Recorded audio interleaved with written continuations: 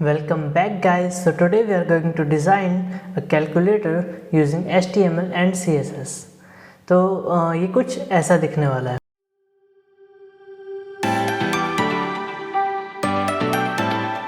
और देखने के बाद हम उसका एक स्ट्रक्चर डिफाइन करेंगे। स्ट्रक्चर पता लगाएंगे कि कौन सी डिव कहाँ पे आनी है, किसको क्या नाम देना है। उसके बाद हम CSS के ऊपर जाएंगे। तो ये देखने से पहले कि इस कैलकुलेटर का स्ट्रक्चर कैसे बनाते हैं, मतलब किसी भी डिज़ाइन का स्ट्रक्चर कैसे बनाते हैं, हम पहले ये समझ लेते हैं कि डिव होता क्या है। तो डिव इज़ एक बेसिकली एक बॉक्स है जिसके अंदर आपने कुछ एलिमेंट्स डाल दिए। तो उस बॉक्स को आप कहीं पे भी मूव करोगे तो उसके एलिमेंट्स उसके साथ मूव होंगे, राइट। तो कैलकुलेटर नाम की अगर मैं डिव बनाऊँ जिसके अंदर ये सारा सामान होगा, जो मेरे टैग्स होंगे, तो मैं उसको मूव करूँगा, सारे टैग्स उसके साथ मूव हो जाएंगे और उसके अंदर फिट रहेंगे। तो डिव का ये काम होता है, एज ए ब्लॉक की तरह एक्ट करता है वो। तो अब देख लेते हैं यार, हमारा जो कैलकुलेटर है इसके अंदर हम एक डिव बनाएंगे कैलकुलेटर नाम से, जिसका ही इतना साइज़ होगा, ठीक है। उसके अंदर मैं हेडिंग दे दूंगा कैलकुलेटर और उसके अंदर मैं एक डिव बनाऊंगा आउटपुट नाम से और एक डिव बनाऊंगा इनपुट नाम से। मतलब कैलकुलेटर के अंदर एक आउटपुट की डिव, एक इनपुट की डिव। अब इनपुट की डिव के अंदर मेरे दो पार्ट्स हैं, तो उन दोनों को क्या नाम दूंगा मैं, column left and then column right. Column left ये हो जाएगा, कॉलम राइट ये हो जाएगा। उसके अंदर मैं रोज नाम से डिव बना दूंगा। तो ऐसा स्ट्रक्चर होने वाला है। अब मैंने ये पहले से लिखा हुआ है ताकि ज़्यादा टाइम वेस्ट ना हो, इसलिए ये रहा मेरा youtube.html नाम से फाइल, जिसके अंदर देखो मैंने एक ये रहा डिव कैलकुलेटर एंड देन इसके अंदर आउटपुट नाम से डिव बना दिया मैंने और इनपुट नाम से ये डिव बना दिया, जिसके अंदर कॉलम लेफ्ट है, कॉलम राइट है और ये ख़त्म हो गया। और इन दोनों कॉलम्स के अंदर डिव रो बनाई है, जिसके अंदर मैंने 1 2 3 लिया है, 4 5 6। जैसे 1 2 3 की एक रो है, 4 5 6 की एक रो है ना। तो इस तरह से काम कर रहा है। अब यार हम इसकी CSS शुरू करते हैं। पहले मैं आपको दिखा देता हूँ कि इतना स्ट्रक्चर बनाने के बाद कुछ ऐसा बन रहा है वो, ठीक है। अब हम इसकी CSS बनाते हैं। तो सबसे पहले CSS के अंदर मैं क्या करूँगा, मैं लिखूँगा स्टार, ठीक है। स्टार बेसिकली सारे के सारे जितने भी टैग्स हैं उन सबको रिप्रेजेंट करता है एक साथ। तो अगर मैं यहाँ पे मार्जिन ऑटो लगाऊंगा तो ये सब के ऊपर लग जाएगा मार्जिन ऑटो। अब उसके बाद मैं लगाऊंगा बॉडी टैग, ये जो क्योंकि मैंने डार्क थीम यूज़ करी है यहाँ पर, तो मैं डार्क थीम के लिए बॉडी टैग, मैंने कलर यहाँ पे पहले से लिखे हुए हैं ताकि मुझे चेक ना करने पड़े बैकग्राउंड कलर, ठीक है। इसके बाद हमारा आता है डॉट कैलकुलेटर। कैलकुलेटर क्लास मैंने बनाई हुई है। अब उसके ऊपर मैं क्या लगाता हूँ, टेक्स्ट लाइन सेंटर,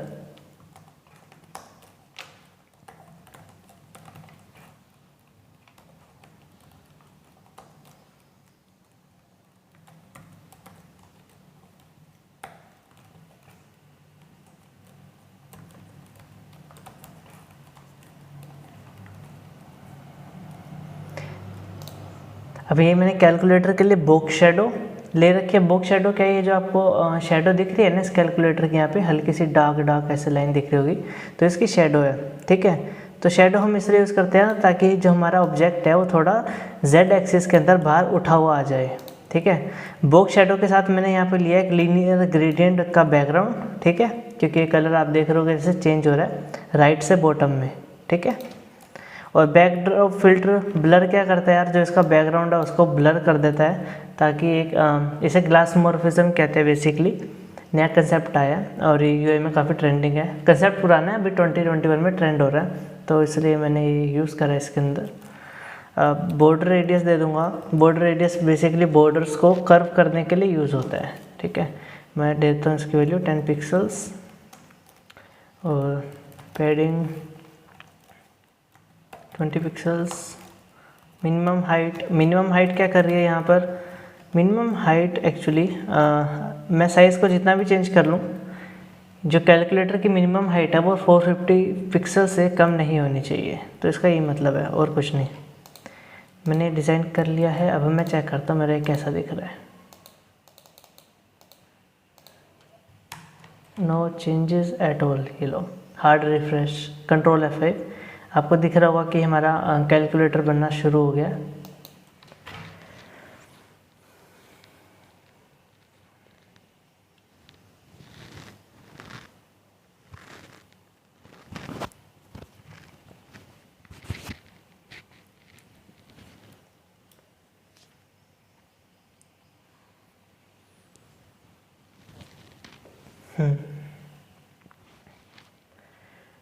तो कैलकुलेटर के बाद अब हम हेडिंग को इसके दे देते हैं कैलकुलेटर में H1 टैग, इसको मैं दे देता हूँ मार्जिन बॉटम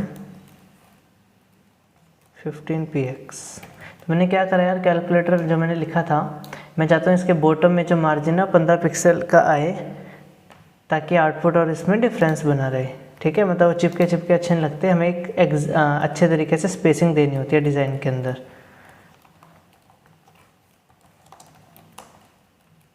नीचे कर देते हैं इसको। अब मैं आउटपुट को डिज़ाइन करने वाला हूँ। आउटपुट में यार ज़्यादा कुछ तो आएगा नहीं, पहले मैं विड्थ दे देता हूँ। मैंने कैलकुलेटर की दी थी 30 रैम, इसकी मैं दे दूँगा 28 रैम। ठीक है, और हाइट दे दूँगा यार इसकी मैं 3 रैम। और उसके बाद बुक शेडो और बैकग्राउंड कलर मैंने लिखा हुआ है, इसका मीनिंग मैं आपको बता चुका हूँ। अगर आपको बुक शेडो अच्छे से समझना है तो मैंने अपनी फर्स्ट वीडियो के अंदर बता रखा है, तो आप वो चेक कर सकते हो। ठीक है,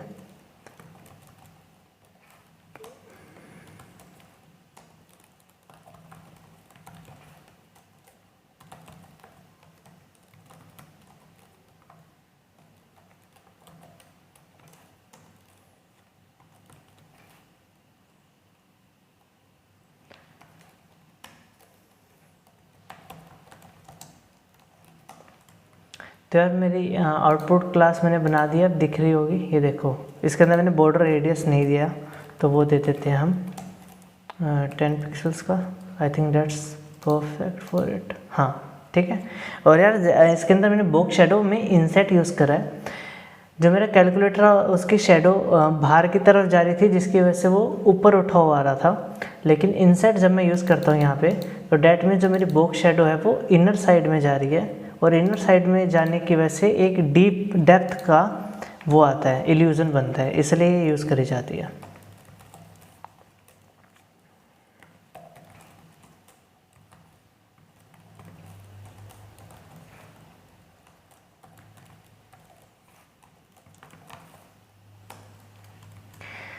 तो यार मैंने इनपुट क्लास के अंदर ये यूज़ करा है डिस्प्ले फ्लेक्स। अब डिस्प्ले फ्लेक्स क्या होता है, ये जो मेरी इनपुट है इतनी बड़ी, इसके अंदर मेरे दो वो हैं divs, column left and column right. ठीक है, तो कॉलम लेफ्ट और कॉलम राइट को मैं चाहता हूँ कि स्पेस इवनली, मतलब जितना स्पेस है उसके अंदर एक लेफ्ट में बराबर मार्जिन हो, राइट में बराबर हो, और इन दोनों के बीच में भी एक परफेक्ट स्पेसिंग हो। तो इसके लिए हम डिस्प्ले फ्लेक्स यूज़ करते हैं, ऑटोमेटिकली स्पेस सही तरीके से लगा देता है। मैं आपको एक बार दिखा देता हूँ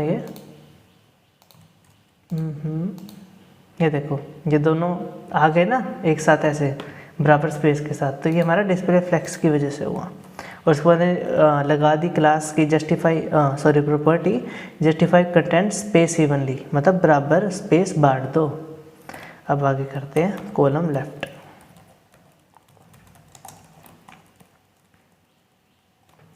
कॉलम लेफ्ट के लिए मैंने बॉक्स शेडो सब पहले से ही लिखा हुआ है।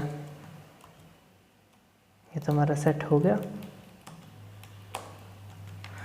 अब इसके बाद हम लगाएंगे कॉलम लेफ्ट में डिस्प्ले फ्लेक्स विड्थ 15 रैम।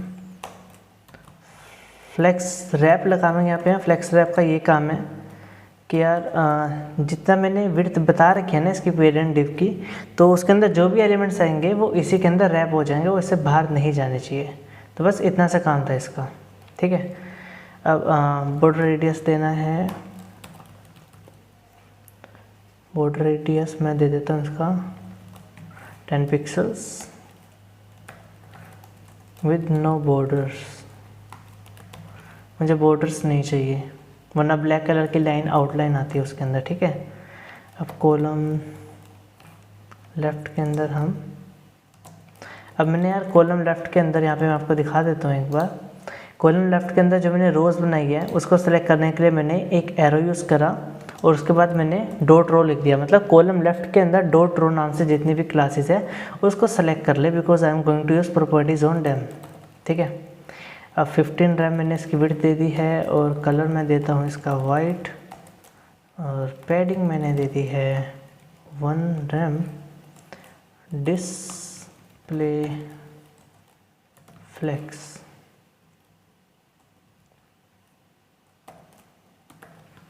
अब डॉट रो जो क्लासेस थी उसके अंदर जो डिव टैग है उसके ऊपर मैं प्रॉपर्टीज़ लगाना चाहता हूँ, तो मैं ऐसे यूज़ करूँगा। अब याद रखना क्योंकि डिव एक टैग है तो मैं इसके लिए कोई डॉट नहीं यूज़ करूँगा, क्योंकि डॉट क्लास को रिप्रेजेंट करता है, तो एरर शो हो जाएगी वरना मेरी।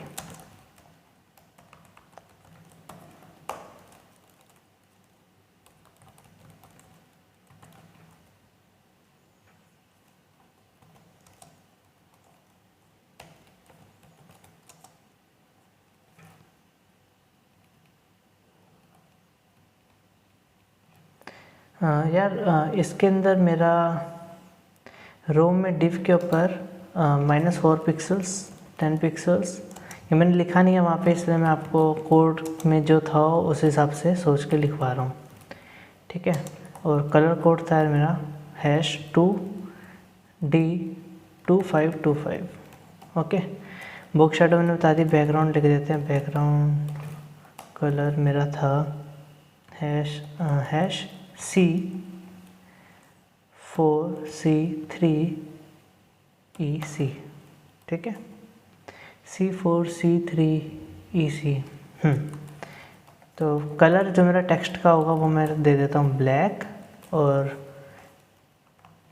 पैडिंग में दे देता हूँ 1 रैम, इसमें स्पेस नहीं आना चाहिए वरना ये चलेगा नहीं।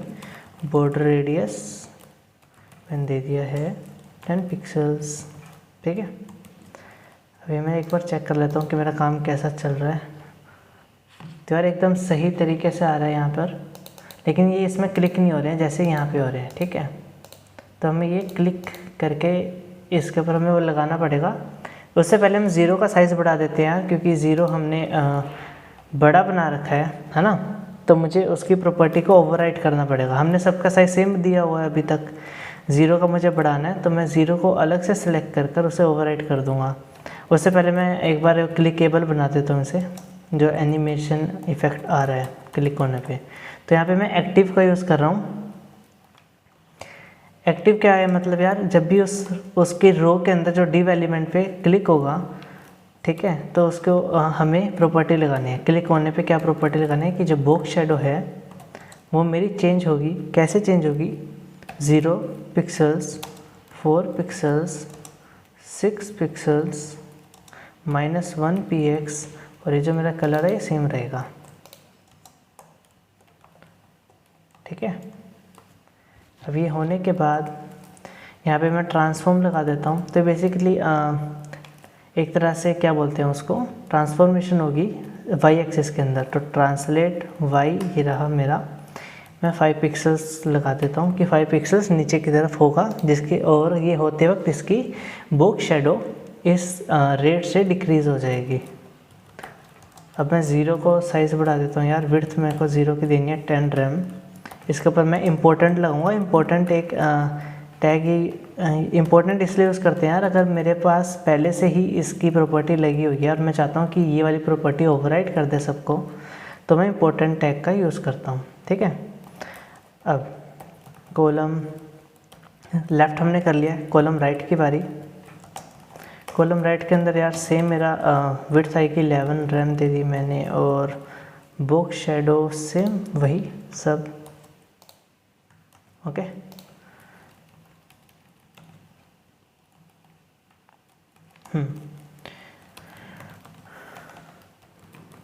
बॉर्डर रेडियस में दिया 10 पिक्सल्स, और फ्लेक्स रैप अगेन, वरना जो एलिमेंट्स है वो बाहर आ जाएंगे।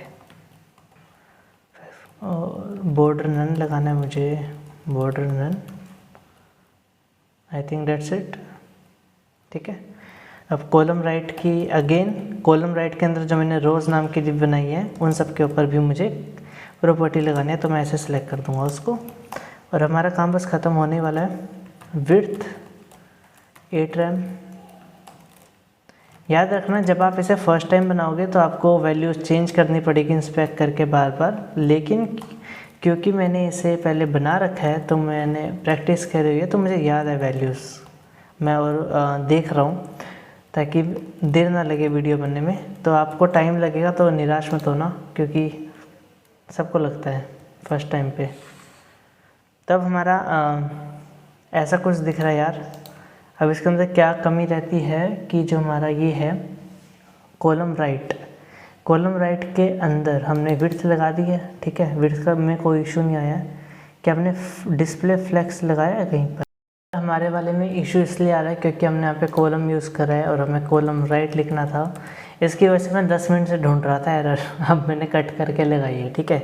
कॉलम राइट आता है यहाँ पे। अगर अब मैं इसे सेव कर देता हूँ तो अभी क्या हो रहा था यार कि कॉलम जो हमारा राइट है इसके अंदर रो पे लगानी थी और हमने क्या लिखा था कॉलम क्लास, जो कि एग्जिस्ट ही नहीं करती, जिसकी वजह से चल ही नहीं रहा था। तो अब देखा हमारा कैलकुलेटर बन गया यहाँ पर, ठीक है, एकदम क्लिकेबल।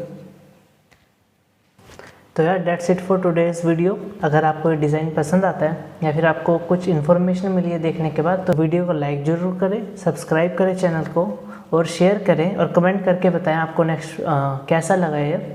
और अगर इस वीडियोस पे 50 लाइक्स या 50 सब्सक्राइबर्स हो जाते हैं मेरे चैनल पे, तो मैं इसकी जीएस से इम्प्लीमेंटेशन डाल दूँगा। तो मैं इसकी इम्प्लीमेंटेशन डाल दूँगा यार वीडियो बना के, जो मैंने जीएस के थ्रू करा है।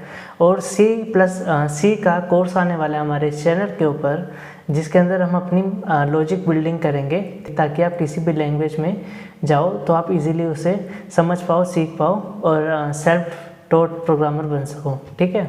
तो यार हम इसी तरह तो यार ये वीडियो आ जाएगी अगर आप चैनल पे 50 लाइक्स या 50 सब्सक्राइबर्स करा देते हो। तो इट्स अप टू यू, इसकी इम्प्लीमेंटेशन डाल देंगे हम। Thank you for watching.